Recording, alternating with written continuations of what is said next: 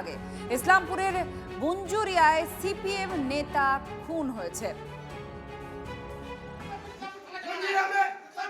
বিশ্বরূপ আমাদের প্রতিনিধি সঙ্গে রয়েছেন। বিশ্বরূপ, ঠিক কি অভিযোগ রয়েছে সিপিএম নেতার খুনের ঘটনায়? কারা অভিযুক্ত?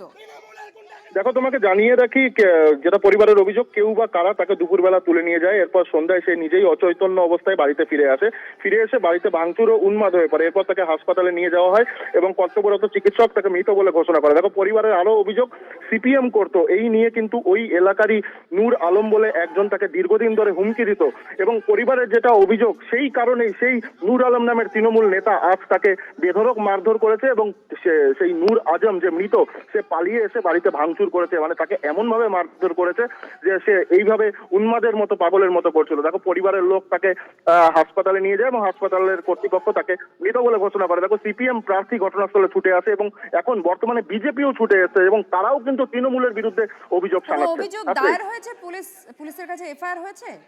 আপনি জানিয়ে রেখে এখনো পর্যন্ত কোনো এফআইআর হয়নি, কিন্তু হাসপাতাল চত্বরে উত্তেজনা রয়েছে, যার কারণে কিন্তু বিশাল পুলিশ বাহিনী ঘটনাস্থলে রয়েছেন ডিএসপি। পরবর্তীতে কি হয়